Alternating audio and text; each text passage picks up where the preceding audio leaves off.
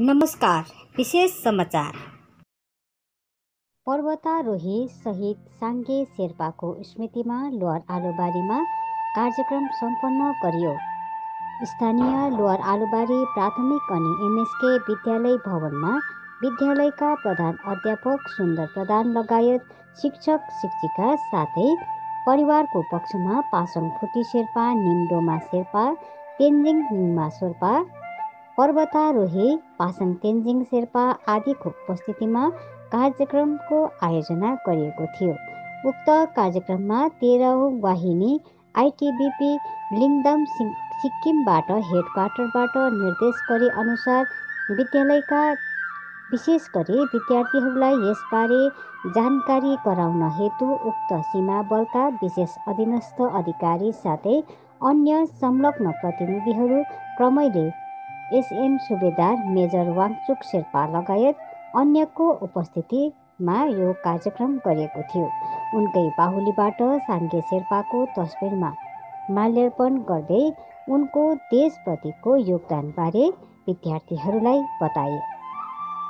विशेष गरी उक्त कार्यक्रम यस प्रकार गरिनको विषयबारे प्रकाश पार्दै भारत देशको विविध यस प्रकारका विषयवस्तुलाई यसरी विद्यालयहरूमा गर्दा विशेष गरी नानीहरूले आफ्नो देश तथा देशका सिपाहीहरूले विविध क्षेत्रमा गर्दै आएका योगदानबारे जान्न सकिन्छ भन्ने उद्देश्यले यस प्रकार आलुबारी विद्यालयमा साथै नायब साङ्गे सुब्बाकै गाउँ परिसरमा यस प्रकारको आयोजन गरिएको अधिकारी वाङचुक शेर्पाले बताएका छन्। दिवंगत साङ्गे शेर्पाको विशेष योगदानमाथि चर्चा गर्दै भाती सिपु बलको टोली नम्बर 9200404114 सहित उपनिरीक्षक साङ्गे शेर्पाको बारेमा बताउँदै उनको जन्म 18 फरवरी 1965 गाउँ लोअर आलुबारी बस्तीमा भएको थियो। पहाडी क्षेत्रमा जन्मेका बाल्यकाल साङ्गे शेर्पाको जीवन पनि सङ्घर्षमय रहेको बताउँदै शहीद उपनिरीक्षक जीटी साङ्गे शेर्पा 10 जुलाई 1992 सालमा बलमा हेड कन्स्टेबल जीडी पदमा भर्ती भएका थिए। आफ्नो सेवाको क्रममा उनले सफलतापूर्वक राष्ट्रिय र अन्तर्राष्ट्रिय शिखर अभियान गरेर सफलता हासिल गरेको पनि गाउँको पक्षमा पर्वतारोही पासङ तेन्जिङ शेर्पाले बताए। हिमाली क्षेत्रमा सेनाले सञ्चालन गरेका कैयौँ कठिन उद्धार कार्यहरूमा सहभागी भएर सफलतापूर्वक आफ्नो कार्य गरेको पनि उपस्थित प्रतिनिधिहरूले बताएका छन्। उनले गरेको विशिष्ट उपलब्धिहरूको निम्ति उनको सेवा जीवनमा उनलाई 8 पटक नगद राशि प्रदान गरिसकेको अनि 1992 सालमा सर्वोच्च शिखर सगरमाथा आरोहण गरेर छुट्टै योगदान दिएको पनि उपस्थित प्रतिनिधिले बताए। कार्यक्रममा उपस्थित पर्वतारोही पासङ तेन्जिङ शेर्पाले पनि विशेष गरी साङ्गे शेर्पाको सराहनीय कार्यबारे बताउँदै पर्वत आरोहणका गतिविधिहरूमा हुने विषयहरूबारे उपस्थित सबैलाई बताए। यसै कार्यक्रमबीच शहीद साङ्गे शेर्पाको सम्झनामा 2 मिनटको मौन धारण गरी उहाँको आत्माको चिर आत्मा शान्तिको निम्ति ईश्वरसित प्रार्थना पनि गरिएको थियो। उक्त कार्यक्रममा विद्यालयका शिक्षक शिक्षिका वर्ग, ग्रामवासी साथै विद्यार्थीहरूको व्यापक उपस्थिति रहेको थियो। आज़ादी का अमृत महोत्सव मनाने के उपलक्ष्य में भारतीय सीमा पुलिस बल के शहीद उपनिरीक्षक के लिए साङ्गे शेर्पा के सम्मान के अंदर उनको श्रद्धांजलि देने के लिए यहाँ पे इकट्ठा हुए हैं। मैं सर्वप्रथम हम शहीद उपनिरीक्षक के जीटी साङ्गे शेर्पा की जो फोटो है उसके ऊपर फूल माला या फूल चढ़ा करके हम उनको श्रद्धांजलि अर्पित करेंगे। इसके लिए मैं सबसे पहले 13 वाहिनी के सुबेदार मेजर वाङचुक शेर्पा साहब को मैं आमंत्रित करना चाहूँगा कि वो आएँ और शहीद साङ्गे शेर्पा साहब को चढ़ाकर श्रद्धांजलि अर्पित करें।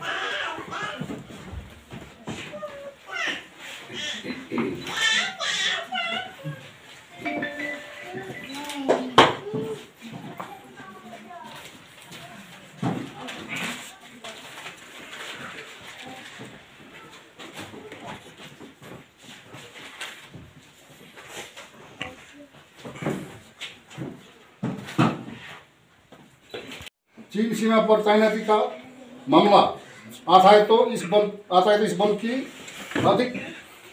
अधिकांश अग्रिम चौकियों लगभग 9,000 फीट से 18,800 फीट तक की ऊंचाई पर स्थित है, जहां तापमान 0 डिग्री से -45 डिग्री सेल्सियस तक नीचे चला जाता है।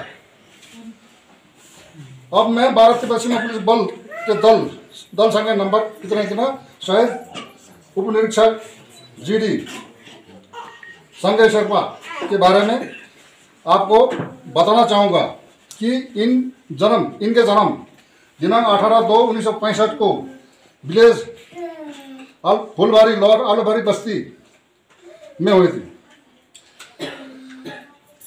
पहाड़ी क्षेत्र में जन्मे होने के कारण इनका बचपन से बहुत संघर्ष भरा रहा है। शहीद निरीक्षक जीडी संजय शेरपा दिनांक 10/7/1992 को डायरेक्ट हौलदार के उसमें हौलदार जीडी को पद पर बल में भर्ती हुए थे। अपनी सेवाकाल के दौरान आपके द्वारा राष्ट्रीय और अंतर्राष्ट्रीय चोटियों पर सफलतापूर्वक आरोहण किया है। हिमालय के क्षेत्र में बल द्वारा किए गए कई मुश्किल रेस्क्यू ऑपरेशनों में भाग लिया गया तथा उन्हें सफलतापूर्वक पूरा किया गया था। इनको अच्छा अवार्ड जो हमारा भारत का राष्ट्रपति महामहिम द्वारा तेंजिंग नोर्गे राष्ट्रीय साहस पुरस्कार भी प्रदान किया गया। ताली तो बजाओ थोड़ा सा।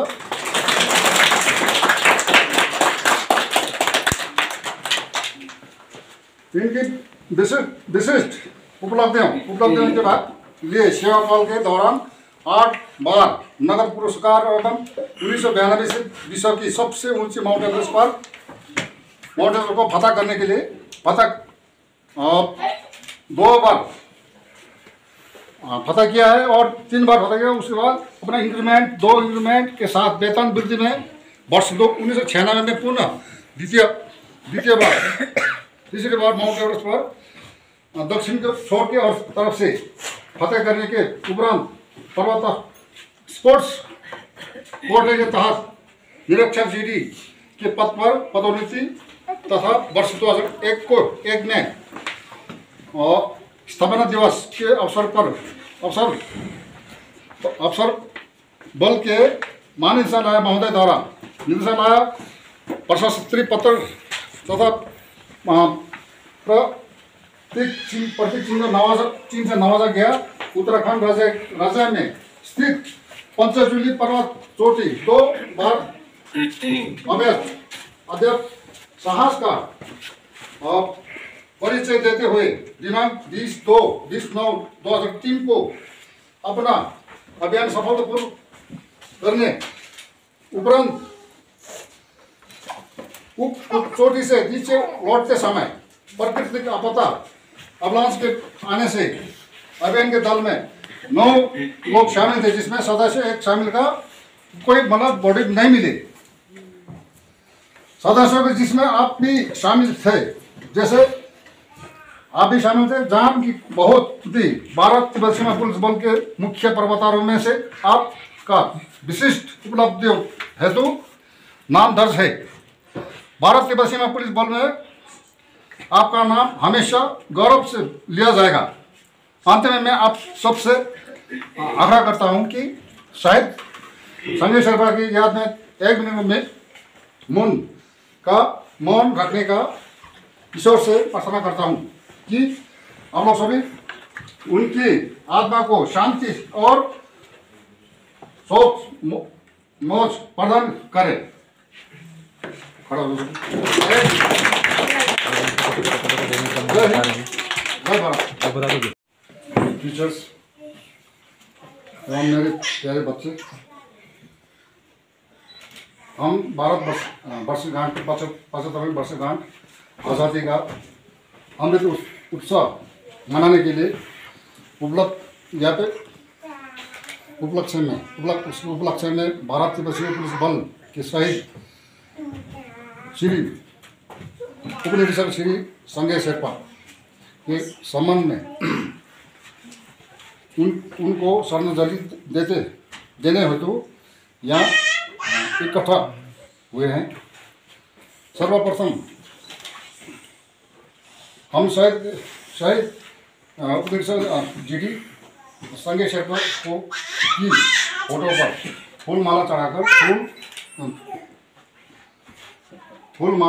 फूल चढ़ाकर श्रद्धांजलि देते हैं। अब मैं आपको भारत तिब्बत सीमा पुलिस बल के बारे में संक्षिप्त प्रकाश और डालना चाहूँगा। इस उत्कृष्ट बल की सदस्य 24 अक्टूबर 1962 में भारत चीन की युद्ध के बाद हुए थे। वर्तमान में भारत तिब्बत सीमा पुलिस बल लद्दाख के काराकोरम दारे अरुणाचल प्रदेश में जचेबला तक लगभग 3488 किलोमीटर भारत तिब्बत सीमा चीन सीमा के सुरक्षा कर रहा है। बुझ्दैछ नानी हो? सुन्दैछ? मैले नेपाली बोल्नुपर्छ? हिन्दी बुझ्छ सबले?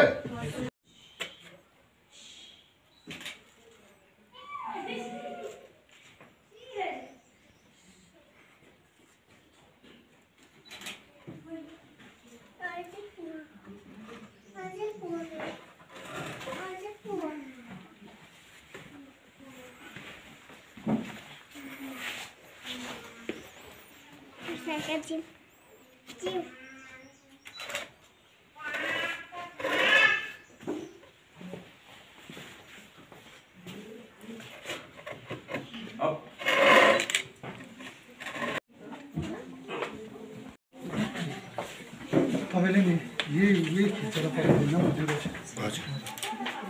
एउटा भिडियो पनि पठाइदिनु टिभी लोकल च्यानलमा।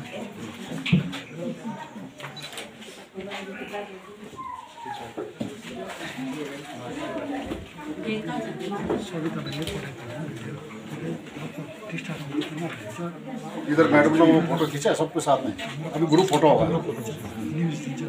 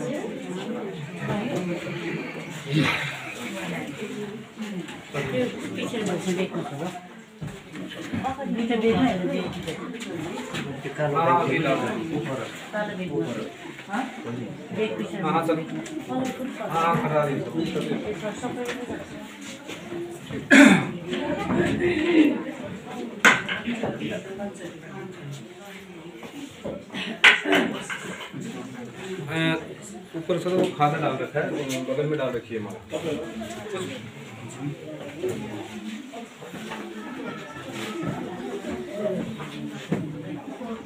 माला डाल दो उसको। एक फोटो खींच लो।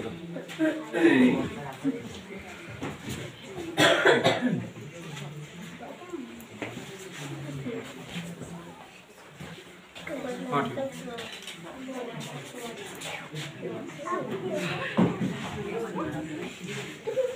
वो भी ग्रुप लास्ट में।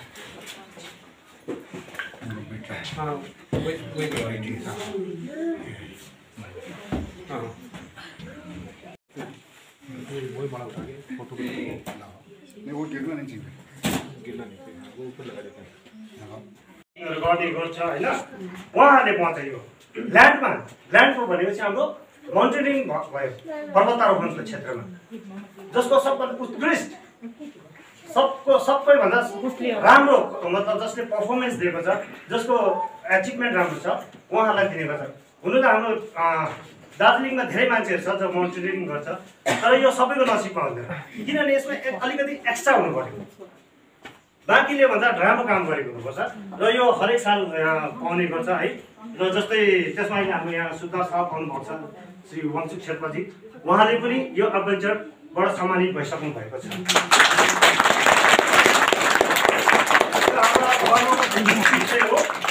यो आइटिबिपीले चाहिँ यो तपाईँहरूको छेउमा यो कार्यक्रम किन गरेको भन्दाखेरि यो हाम्रो लागि एउटा शान्तिको कुरा हो। यो हाम्रो नानीहरूको लागि एउटा मतलब टर्निङ पोइन्ट मतलब भन्छ नि यसलाई, कि पढाइ मात्रै गरेर पनि भएन, पढाइ त इम्पोर्टेन्ट हो, पढाइ बिना केही पनि सम्भव छैन।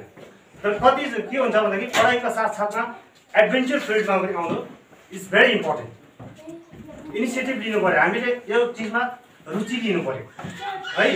अनि पढाइको साथसाथ यो एडभेन्चर फिल्डमा के हुन्छ भन्दाखेरि अब फिजिकलमा कामै ज्यादा हुन्छ, मेन्टलको लको धेरैवटा कुरा हुन्छ। यो कुरा तन्काइने धेरै लामो हुन्छ र आजको मेन मकसद चाहिँ के भन्दाखेरि भारत तिब्बत सीमा पुलिस बलद्वारा उहाँहरूलाई यहाँ पर पठाइएको यो एक्चुअली यो कार्यक्रम पहिल्यै 6 महिना अगाडि नै उहाँहरूलाई गरिदिनु भनेको थियो, तर जस्ट बिकज अफ के हो पेन्डेमिक भएको भएकोले गर्दाखेरि यो प्रोग्राम हुन सकेको थिएन। र आज अचानक अब यसरी टाइम दिनुभयो र स्पेसियली अब थ्याङ्क्स दिनु त है। र यो सानो कुरा जानकारी यति हो है नानीहरू। ल यो किन गरेको भन्ने कुरा बुझ्यो तपाईँले? बुझ्यो कि बुझेन? हिमाल चढ्ने मान्छेहरूको लागि मात्रै होइन, यो हाम्रो सबैको लागि।